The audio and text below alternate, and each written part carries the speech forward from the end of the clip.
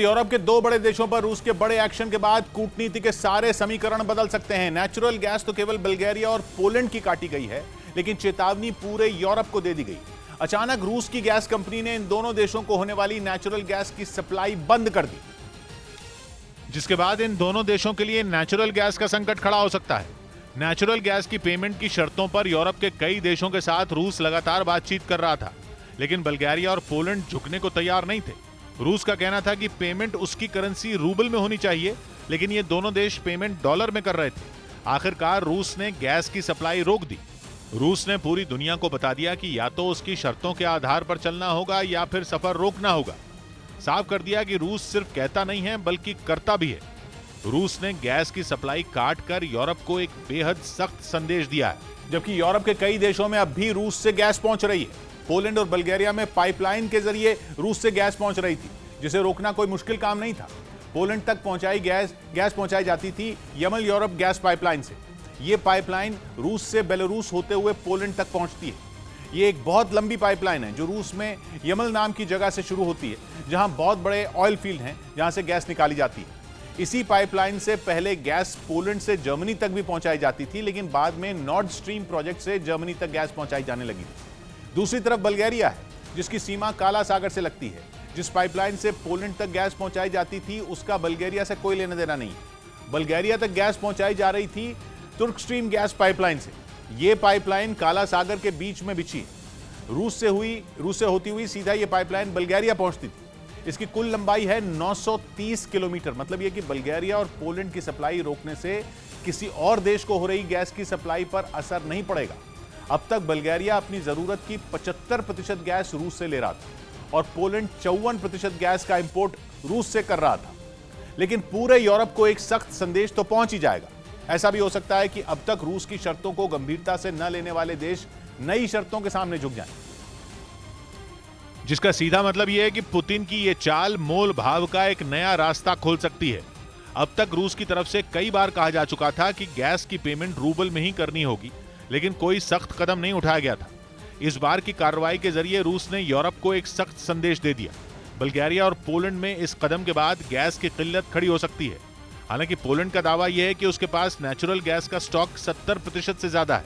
मतलब यह कि सप्लाई बंद होते ही किल्लत नहीं होगी। हालांकि यह स्टॉक अब तेजी से खत्म होने लगेगा।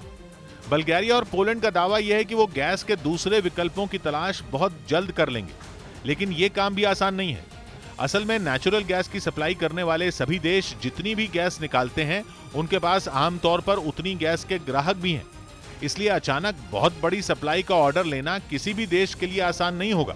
और यूरोप की यही परेशानी पुतिन की सबसे बड़ी ताकत है। इसीलिए यूरोपियन यूनियन के लगाए आर्थिक प्रतिबंधों के बाद रूस ने नेचुरल गैस को एक बड़ा हथियार बनाया था। और रूस ने अप्रैल की शुरुआत होने से पहले ही यह साफ कर दिया था कि गैस की पेमेंट रूबल में ही ली जाएगी। साफ कहा था कि रूबल नहीं तो गैस नहीं। रूस का यह फैसला आर्थिक प्रतिबंधों के बाद आया था, क्योंकि रूस के बैंकों पर हुई कार्रवाई के बाद डॉलर में मिलने वाली रकम उसके लिए मुसीबत बन रही थी, जबकि कई देश ऐसे थे जो अब भी डॉलर और यूरो में पेमेंट करने की जिद पर अड़े थे। ऐसे देशों में पोलैंड और बल्गेरिया का नाम शामिल। रूस ने इन सभी देशों को एक विकल्प और भी दिया था। विकल्प यह था कि वो रूस के बैंकों में अपना खाता खुलवाएं और वहां से अपने डॉलर या यूरो को रूस की करेंसी रूबल में बदलवा लें। हालांकि रूस ने यह रूबल फॉर गैस वाला नियम पूरी दुनिया के लिए लागू नहीं किया, बल्कि केवल उन देशों पर लागू किया जिन्होंने या तो रूस पर प्रतिबंध लगाए हों या प्रतिबंधों का समर्थन किया। रूस ने 7 मार्च को ही ऐसे 30 देशों की लिस्ट बनाई थी। इनमें यूरोप के सारे देशों के अलावा अमेरिका, जापान, ब्रिटेन और दक्षिण कोरिया जैसे देश भी शामिल थे। इन्हें रूस अनफ्रेंडली कंट्रीज कह रहा था। मतलब यह कि रूस ने यह लिस्ट बना ली थी 7 मार्च को, जबकि इन देशों को रूबल में पेमेंट से जुड़ा आदेश दिया गया मार्च के आखिरी हफ्ते में। इससे साफ है कि आर्थिक प्रतिबंधों के ऐलान के साथ ही रूस ने अपने अगले कदम की तैयारी कर ली थी। लेकिन ऐसा नहीं है कि रूस की इस तैयारी की यूरोप को कोई खबर नहीं थी। हकीकत तो यह है कि यूरोप के लिए रूस का फैसला चौंकाने वाला भी नहीं है, क्योंकि गैस के बदले रूबल पर छिड़े विवाद के बाद से ही रूस की गैस का विकल्प खोजा जा रहा था। जर्मनी जैसे यूरोप के बड़े देश भी ऐलान कर चुके थे कि यह साल खत्म होने से पहले रूस पर निर्भरता खत्म कर दी जाएगी। कतर जैसे देशों से गैस की सप्लाई के लिए बातचीत भी चल रही है।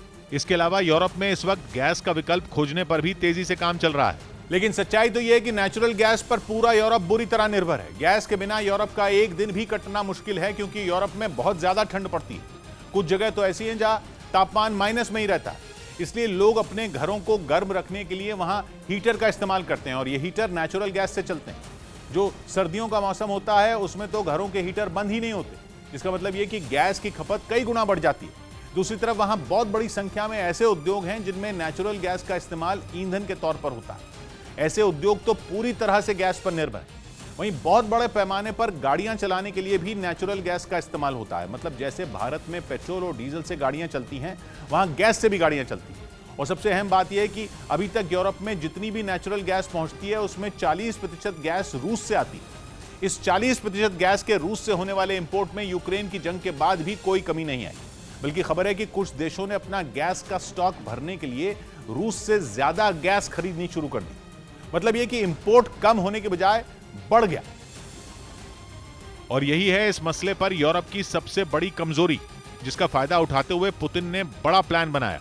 पुतिन ने बल्गारिया और पोलैंड को होने वाली गैस की सप्लाई रोककर यह बता दिया कि रूस को गैस बेचने के लिए यूरोप की जरूरत नहीं है, बल्कि गैस खरीदने के लिए यूरोप को रूस की जरूरत है। रूस के कदम से यह भी साफ है कि रूस ने अपनी गैस के नए ग्राहक ढूंढ लिए हैं। इनमें सबसे बड़ा नाम भारत और चीन का हो सकता है।